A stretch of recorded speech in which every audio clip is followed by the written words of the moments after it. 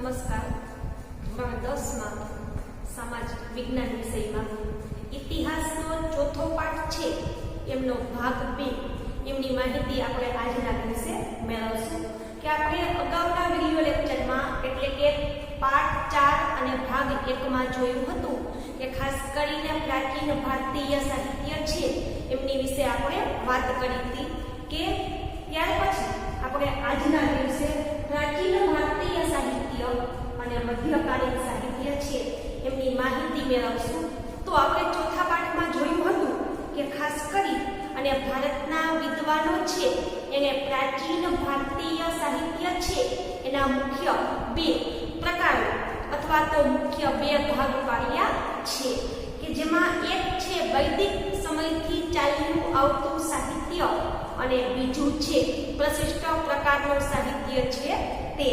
તો ભાષા અને સાહિત્ય વિશે આપણે જોયું હતું કે ખાસ કરી અને લિપિમાંથી ભાષાનો વિકાસ થયો અને ભાષામાંથી અનેક પ્રકારના સાહિત્યનું નિર્માણ થયું.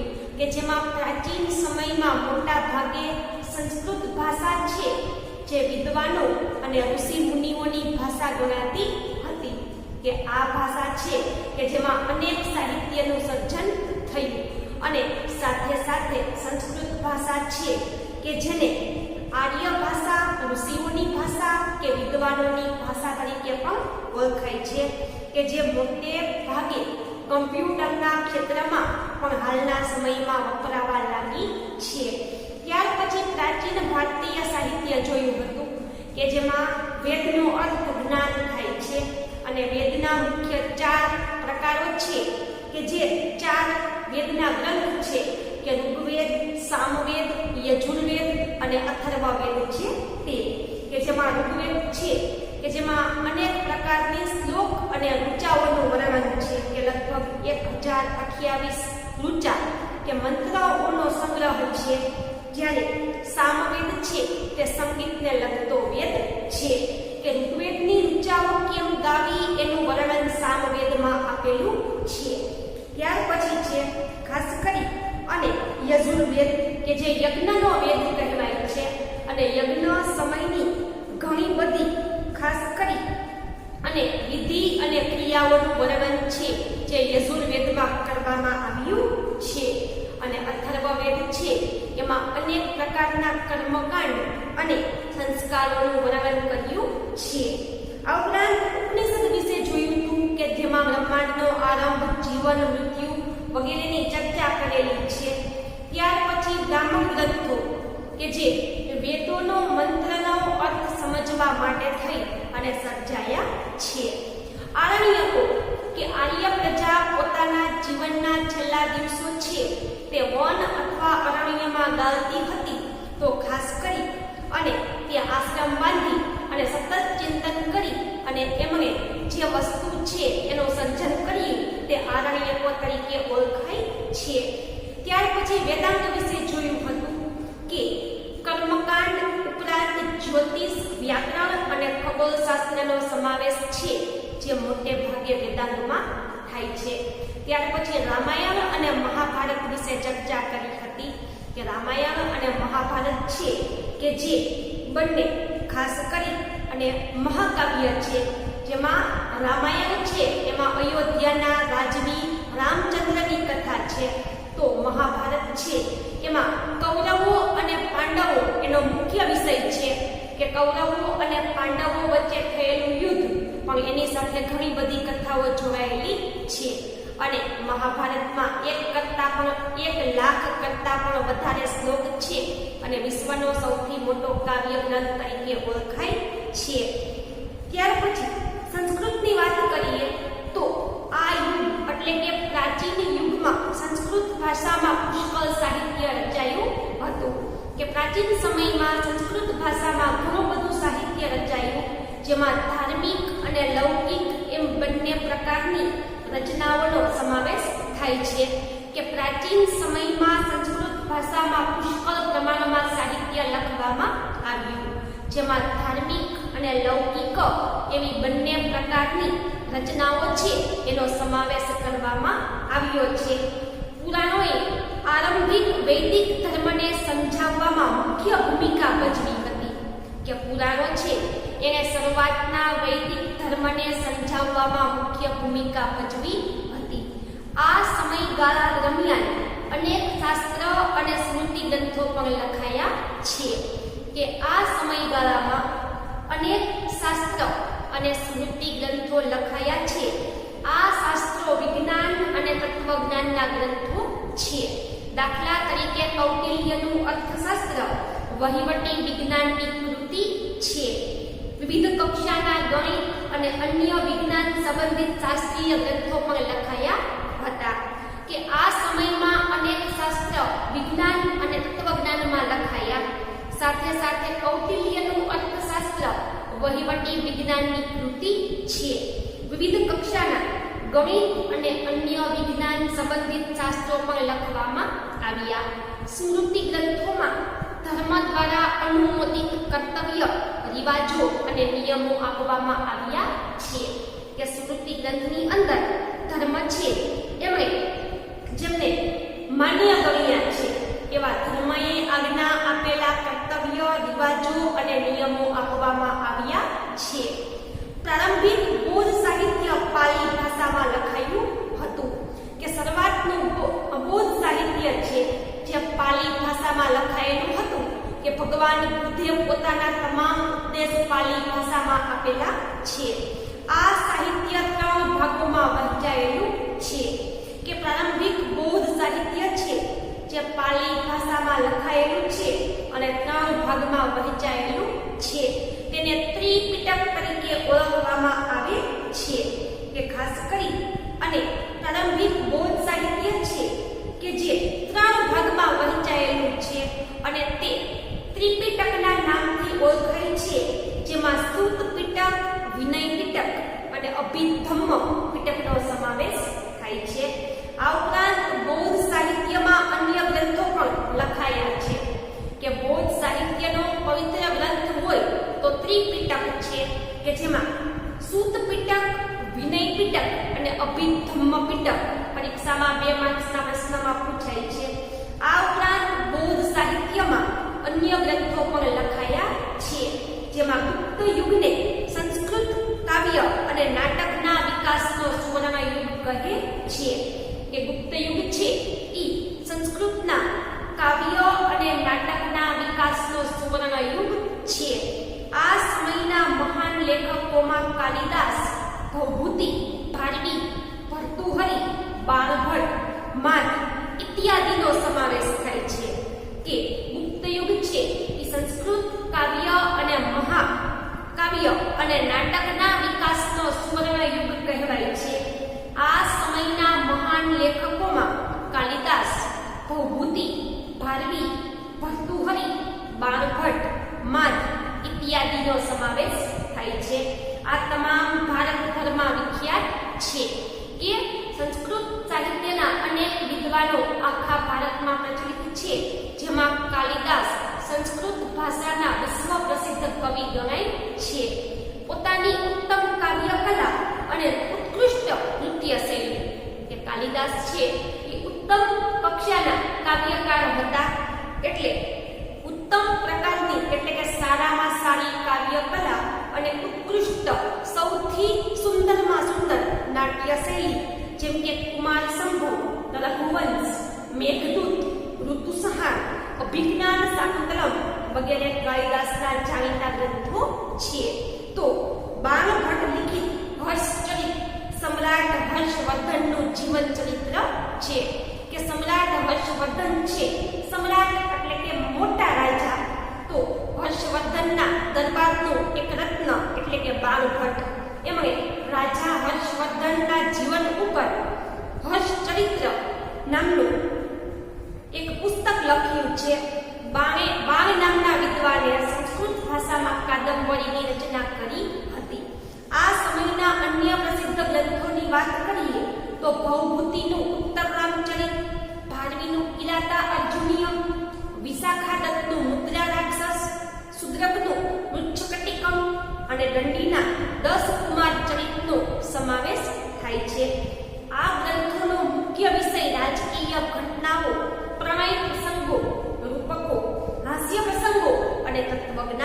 છે કે સંસ્કૃત ભાષાના જે ગ્રંથો છે એના મુખ્ય વિષય જોઈએ તો જે તે સમયનું રાજકીય જીવન, પછી પ્રણય એટલે કે પ્રેમના પ્રસંગો, હાસ્યના પ્રસંગો, રૂપક એટલે કે ખાસ કરી અને રૂપક સ્વરૂપના અને તત્વજ્ઞાન સ્વરૂપના વિષયો છે. પ્રાચીન યુગથી જૂની ગુજરાતી ભાષામાં પદ્ય સાહિત્ય રચાતું આવ્યું છે કે ખૂબ જૂના સમયથી ગુજરાતી ભાષામાં પદ્ય એટલે કે કાવ્ય સ્વરૂપના અનેક સાહિત્યની રચના થયેલી છે.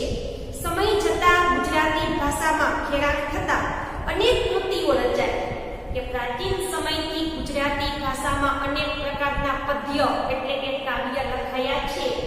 જેમ જેમ સમય પસાર થતો ગયો તેમ તેમ ખાસ કરી અને ગુજરાતી ભાષામાં ખેડાણ કરવું એટલે કે ઊંડાણપૂર્વક સમજવું કે ધીમે ધીમે સમય પસાર થતો ગયો, લોકો ગુજરાતી ભાષાનો ઊંડાણપૂર્વક અભ્યાસ કરવા લાગ્યા અને જેમાં અનેક કૃતિઓ રચાઈ, જેમાં નરસિંહ મહેતા, મીરાબાઈ, દયારામ, અખો, પ્રેમાનંદ, પ્રીતમ, ગંગાસતી જેવા સાહિત્યકારો થઈ ગયા કે જેમણે ખાસ કરી અને પદ, ગીત, ગદ્યો, છપા, આખ્યાન, કાવ્ય વગેરે રચી અને ગુજરાતી ભાષાના સાહિત્ય વારસાને સમૃદ્ધ બનાવ્યો. કે ગુજરાતી ભાષાના પ્રાચીન કવિઓ છે ખાસ કરી અને નરસિંહ મહેતા, મીરાબાઈ, દયારામ, અખો, પ્રેમાનંદ, પ્રીતમ, ગંગાસતી જેમણે પ્રાચીન ગુજરાતી સાહિત્યના વારસાને પદ, ગીતો, ગરબી, છપા, આખ્યાન અને કાવ્ય દ્વારા સમૃદ્ધ બનાવ્યું હતું. આ પછી મધ્ય યુગમાં ખાસ કરી અને નર્મદ, નવલરામ, ઈશ્વરલાલ મસલવાલા, પન્નાલાલ પટેલ, ઉમાશંકર જોશી, મહિપતરામ, રૂપરામ, નીલકંઠ, ગોવર્ધનરામ ત્રિપાઠી જેવા સાક્ષર વડીઓએ ગુજરાતી સાહિત્યને ખૂબ સમૃદ્ધ બનાવ્યું હતું. તમિલ, તેલુગુ, કન્નડ અને મલયાલમ નામની 4 દ્રવિડ ભાષાઓના સાહિત્યનો આ સમયમાં વિકાસ થયો કે ખાસ કરી અને મધ્યયુગના સમયગાળા પહેલા ધીમે ધીમે અન્ય ભાષાઓ પણ વિકસી. ગુજરાતીની સાથે સાથે અન્ય ભાષાઓનો પણ વિકાસ પ્રાચીન સમયમાં થયો, જેમાં તમિલ, તેલુગુ, કન્નડ અને મલયાલમ જે 4 દ્રવિડ કુળની ભાષાઓ છે એનો વિકાસ થયો. પરીક્ષામાં 2 માર્ક્સના પ્રશ્નમાં પૂછી શકાય કે દ્રવિડ કુળની મુખ્ય કેટલી ભાષાઓ છે? તો કે 4. કઈ કઈ? તો કે તમિલ, તેલુગુ, કન્નડ અને મલયાલમ. જેમાં સૌથી જૂની તમિલ ભાષા છે કે તમિલ ભાષા દ્રવિડ કુળની જૂનામાં જૂની ભાષા ગણાય છે. એનું સાહિત્ય ઈસુના પ્રારંભ જેટલું જૂનું છે કે તમિલ ભાષાનું સાહિત્ય ઈસુ ખ્રિસ્તના સમય જેટલું જૂનું છે. ભારતની પ્રચલિત પરંપરા અનુસાર 3 સંગમોનું આયોજન થતું હતું કે પ્રાચીન સમયમાં ભારતનું સાહિત્ય 3 સંગમ સાહિત્યને આધારે લખાતું હતું. સંગમ એટલે કે ભેગું થવું, મિલન થવું. સામાન્ય રીતે એક સાથે 3 વસ્તુ મળતી હોય એને સંગમ કહેવાય. ઉદાહરણ તરીકે ખાસ કરી અને સોમનાથ મંદિર છે કે જ્યાં ત્રિવેણી સંગમ આવેલો છે. ખાસ કરી અને વેરાવળ સોમનાથ છે ત્યાં ત્રિવેણી સંગમ કે જ્યાં 2 નદી અને ત્રીજા સમુદ્ર છે કે ખાસ કરી અને સરસ્વતી નદી, ત્યાર પછી ગોમતી નદી અને સમુદ્ર, આ 3નો સંગમ થાય છે. એટલા માટે થઈ અને એને ત્રિવેણી સંગમ ઘાટ કહે છે. એવી રીતે અલ્હાબાદ ઉત્તર પ્રદેશમાં પણ ગંગા, જમુના અને સમુદ્ર ભેગા થાય ત્યાં પણ ત્રિવેણી સંગમ આવેલો છે. તો ખાસ કરીને સંગમ એટલે કે ભેગું થવું કે મિલન થવું. તો ભારતની પ્રચલિત પરંપરા પ્રમાણે 3 સંગમોનું આયોજન થયું, જેમાં અનેક સંતો અને કવિઓએ પોતાની રચનાઓ તૈયાર કરી કે ખાસ કરી અને સંગમ સાહિત્યમાં અનેક કવિઓ છે અને સંતોએ પોતાની રચના કરી. સંગમ સાહિત્યના અનેક વિષયો છે કે સંગમ સાહિત્ય છે એમાં ઘણા બધા વિષય છે, જેમ કે રાજનીતિ, યુદ્ધ, પ્રેમ પ્રસંગ વગેરે. આ સાહિત્યનો પ્રસિદ્ધ ગ્રંથ એ તું થોકઈ 8 કાવ્યોનું સંકલન કે સંગમ સાહિત્ય છે. એમાં ઘણા બધા વિષય છે, પણ મોટે ભાગે રાજનીતિ એટલે કે રાજકારણ, યુદ્ધ અને પ્રેમ પ્રસંગ એમના મુખ્ય વિષયો ગણાય છે. પરીક્ષામાં પૂછી શકાય કે સંગમ સાહિત્યના મુખ્ય વિષયો કયા? તો કે યુદ્ધ, રાજનીતિ અને પ્રેમ પ્રસંગ છે તે. તો સંગમ સાહિત્યનો પ્રસિદ્ધ ગ્રંથ એ તું થોકઈ ખાસ કરી અને તમિલ ભાષામાં લખાયો છે, જેનો ગુજરાતી અર્થ જોઈએ તો 8 કાવ્યનું સંકલન એવો થાય છે. તોલ્કાપ્પિયમ જે તમિલ ભાષાનો વ્યાકરણ ગ્રંથ છે. પથ્થુપાથુ જેમાં 10 ગીતોનું વર્ણન છે. આમાંથી એક કવિ તિરુવલ્લુરે વિખ્યાત ગ્રંથ કુલલની રચના કરી હતી. કે તમિલ ભાષાના મહાન કવિ તિરુવલ્લર કવિનું નામ છે. તેમણે કુલલ નામના ગ્રંથની રચના કરી. આ કાવ્ય ગ્રંથમાં જીવનના અનેક પાસાઓનું વિવેચન કરેલું છે. કે કવિ તિરુવલ્લુરે તમિલ ભાષામાં લખેલો કુલલ નામનો ગ્રંથ છે, એમાં જીવનના અનેક સારા અને ખરાબ પાસાઓનું વર્ણન કરેલું છે. શિલ્પતિકારમ અને મણિમેખલાય પ્રારંભિક તમિલ સાહિત્યના વિખ્યાત ગ્રંથો છે. કે આ બધી જ માહિતી 1 અને 2 માર્ક્સના પ્રશ્નમાં પૂછાય છે. તો કે પ્રારંભિક તમિલ સાહિત્યના મુખ્ય ગ્રંથો કયા? તો કે શિલ્પતિકારમ અને મણિમેખલાય છે તે. ત્યાર પછી છે મધ્યકાલીન સાહિત્ય. પરીક્ષામાં 4 માર્ક્સના પ્રશ્નમાં પૂછાય છે મોટે ભાગે. તો ઉત્તર ભારતમાં મધ્યયુગની શરૂઆતમાં સંસ્કૃત સાહિત્યની ભાષા હતી. કે ઉત્તર ભારતમાં જ્યારે મધ્યયુગની શરૂઆત થઈ ત્યારે સંસ્કૃત સાહિત્યની ભાષા ગણાતી હતી. આ યુગમાં કાશ્મીરમાં 2 મહાન ગ્રંથો લખાયા. કે આ સમયમાં કાશ્મીરમાં 2 મહાન ગ્રંથોની રચના થઈ, જેમાં પહેલો છે સોમદેવનો કથાસરિત સાગર અને બીજો છે કલ્હણનો રાજતરંગિણી. કે મધ્યયુગના સમયગાળામાં કાશ્મીરમાં 2 મહાન ગ્રંથો લખાયા, જેમાં પહેલો છે સોમદેવનો કથાસરિત સાગર અને બીજો છે કલ્હણનો રાજતરંગિણી. એમાં રાજતરંગિણી કાશ્મીરના ઇતિહાસને આલેખતો અત્યંત મહત્વપૂર્ણ ગ્રંથ છે. કે રાજતરંગિણી છે એ કાશ્મીરના ઇતિહાસને દર્શાવતો ખૂબ જ મહત્વનો ગ્રંથ છે. એમાં સમગ્ર કાશ્મીરનો ઇતિહાસ આપેલો છે. સાચા અર્થમાં તે ભારતનો સર્વપ્રથમ ઐતિહાસિક ગ્રંથ છે. કે રાજતરંગિણી સાચા અર્થમાં ભારતનો પહેલો ઐતિહાસિક ગ્રંથ છે.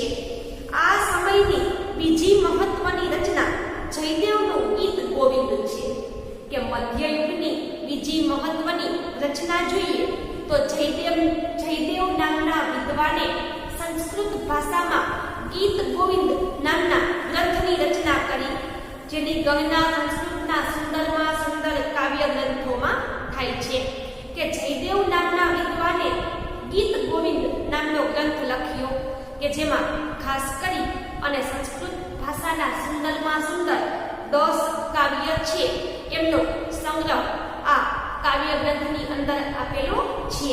કે જેમાં સુંદરમાં સુંદર 10 કાવ્ય આપેલા છે. આ સમયે અપભ્રંશ થયેલી ભાષાઓમાંથી આધુનિક ભારતીય ભાષાનો વિકાસ શરૂ થયો. અપભ્રંશ થયેલી એટલે શું?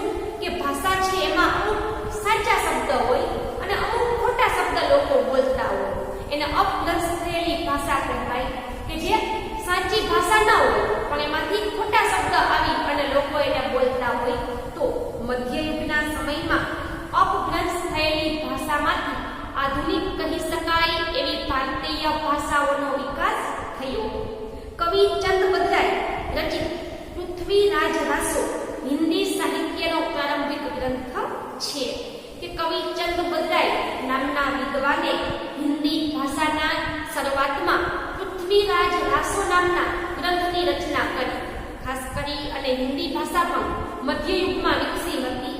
એમાં કવિ ચંદ બદરાએ પૃથ્વીરાજ રાસો નામનું મહાન ભારતના રાજા પૃથ્વીરાજ ચૌહાણ છે એમના જીવન ઉપર આ ગ્રંથ લખ્યો, જેમાં પૃથ્વીરાજ ચૌહાણના વીરતાપૂર્વક કાર્યોનું વર્ણન છે કે ભારતને મુસ્લિમ સમ્રાટો અને મુસ્લિમ લોકોના આક્રમણથી બચાવવા માટે પૃથ્વીરાજ ચૌહાણે અનેક વીરતાપૂર્વક કાર્ય કર્યા હતા અને યુદ્ધમાં તેઓ લડ્યા હતા.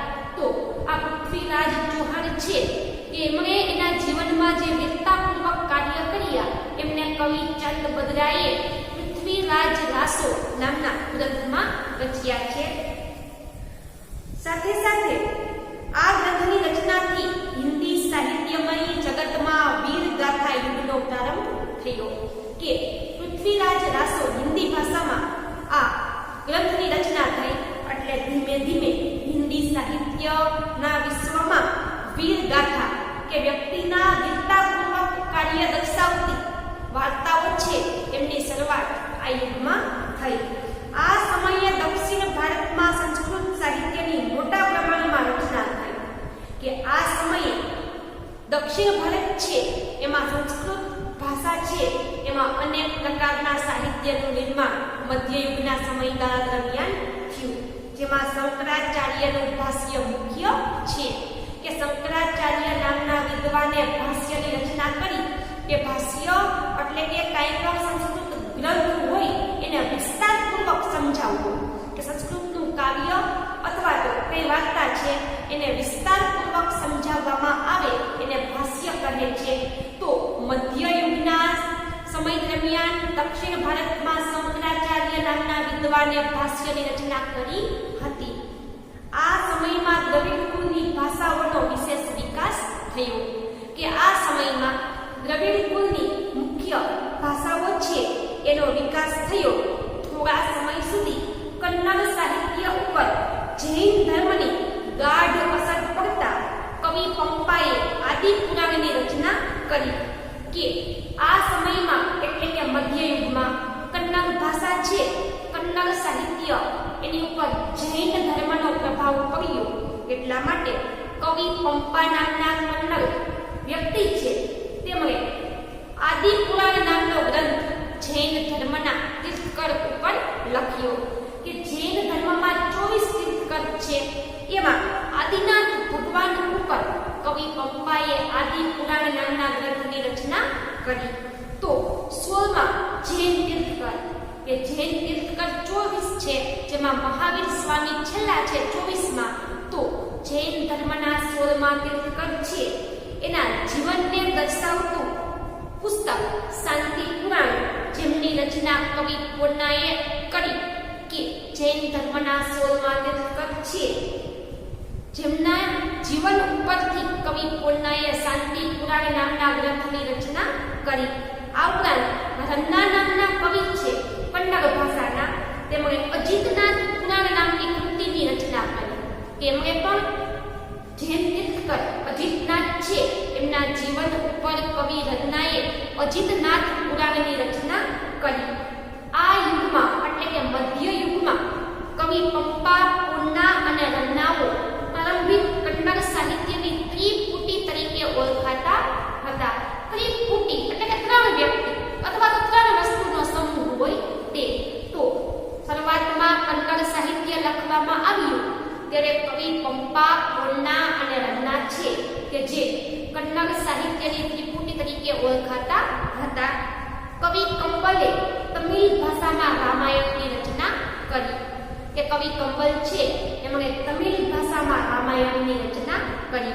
આ ઉપરાંત તમિલ ભાષામાં અન્ય પ્રસિદ્ધ સાહિત્ય પણ રચવામાં આવ્યું કે કવિ કંબલે તમિલ ભાષામાં રામાયણની રચના કરી. આ ઉપરાંત તમિલ ભાષામાં અન્ય પ્રસિદ્ધ સાહિત્ય પણ રચવામાં આવ્યું. ભારતીય ભાષાઓનો વિકાસ અને સાહિત્યની રચના દિલ્હી સલ્તનત કાળમાં વેગીલી બની.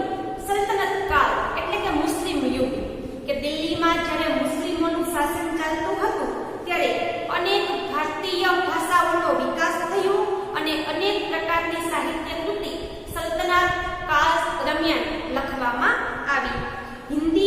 ભાષાના બે સ્વરૂપ વ્રજ અને ખરી બોલીનો પણ સાહિત્ય રચનામાં વિનિયોગ થવા લાગ્યો કે મધ્યયુગના સમયગાળામાં હિન્દી ભાષા છે એના બે સ્વરૂપો વિકસ્યા, વ્રજ અને ખરી બોલી, અને આનો સાહિત્યની રચનામાં વિનિયોગ થયો. આ બંને ભાષાઓમાં અનેક ભક્તિ ગીતો રચાયા કે આ બંને ભાષાઓ છે, ખાસ કરીને વ્રજ અને ખરી બોલી, એમાં અનેક હિન્દી ભક્તિ ગીતોની રચના કરવામાં આવી.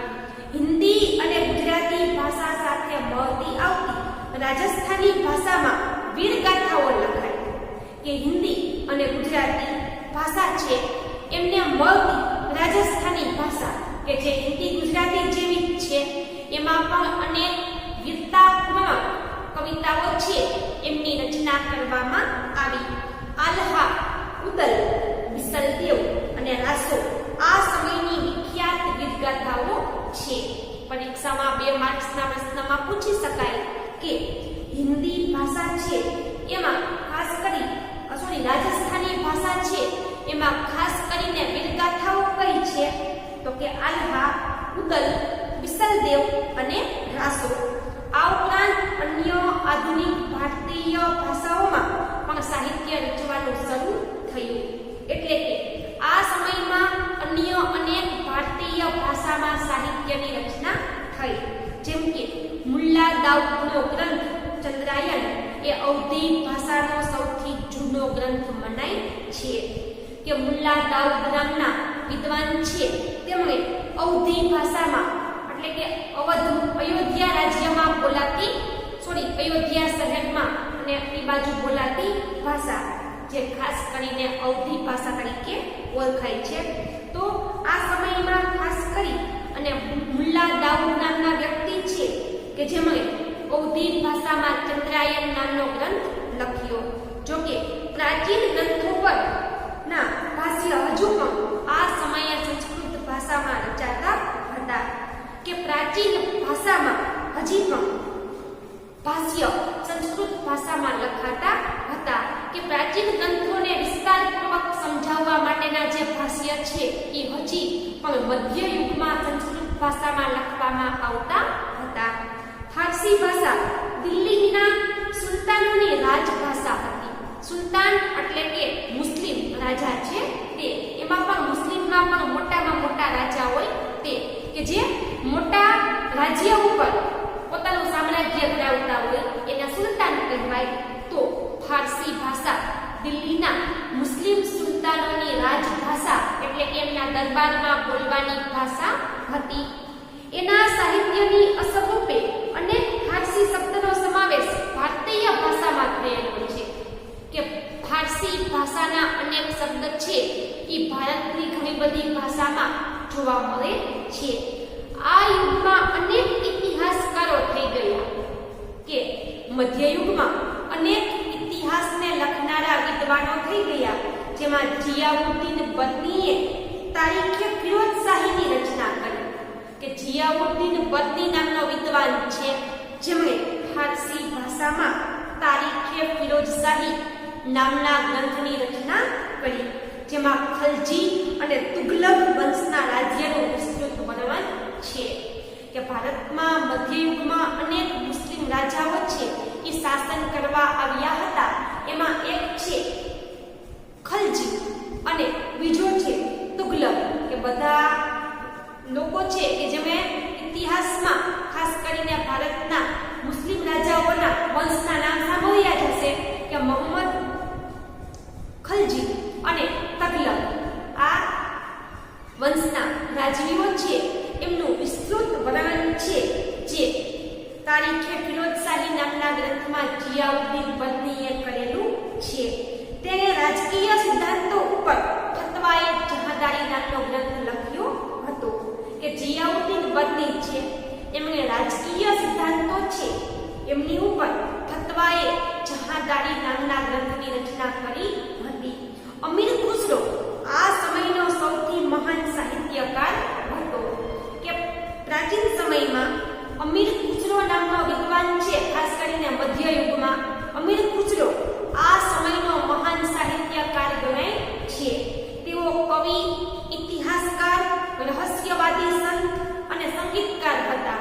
કે મધ્યયુગમાં એક મહાન વ્યક્તિ હોય તો તે અમીર ખુસરો છે કે પોતે કવિ હતા, ઇતિહાસને જાણનાર વ્યક્તિ હતા, રહસ્યવાદી સંત એટલે કે તે ખાસ કરી અને જીવન મરણના રહસ્યને જાણનારા એક મહાન સંત હતા અને સાથે સાથે સારું સંગીત પણ જાણતા હતા.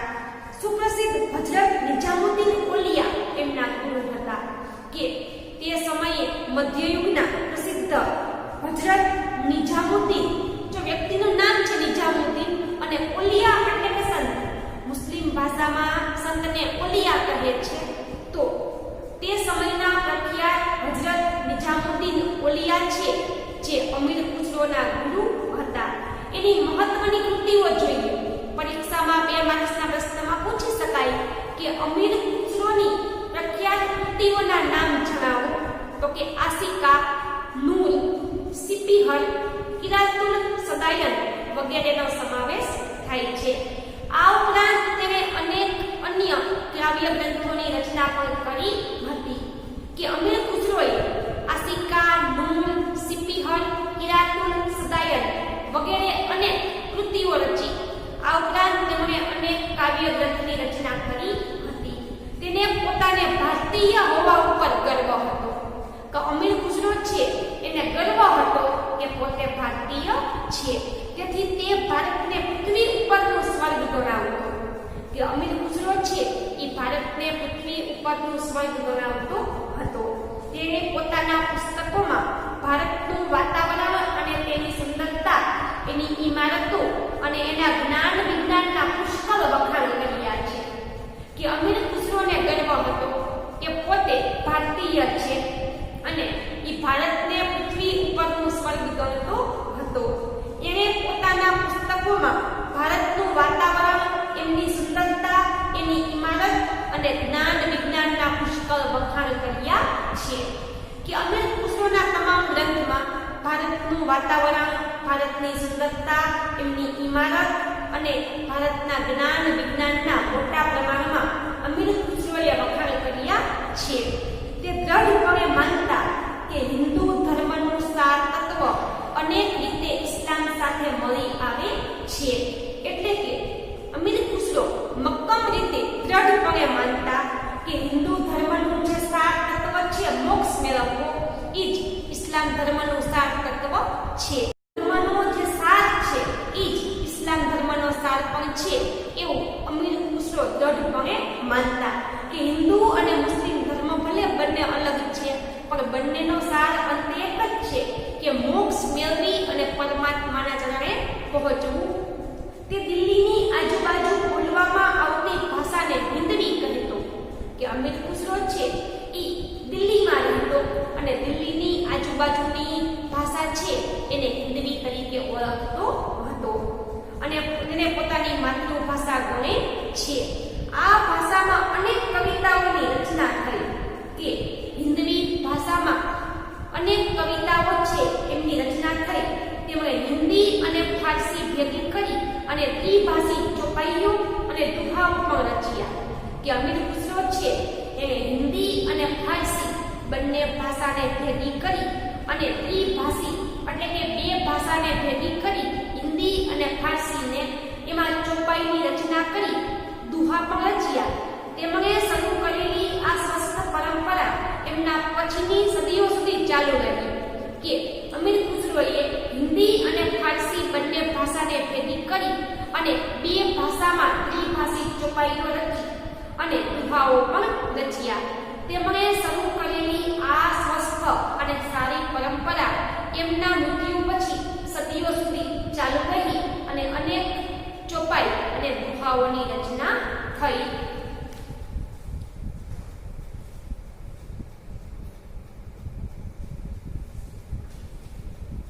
તો વિદ્યાર્થી મિત્રો, આપણે અત્યારે આ ટોપિક સુધી છે તે ભણ્યા. હવે નવા વિડિયો લેક્ચરમાં આપણે વધારાની માહિતી છે ભાગ 3 માં તેના વિશે ચર્ચા કરશું.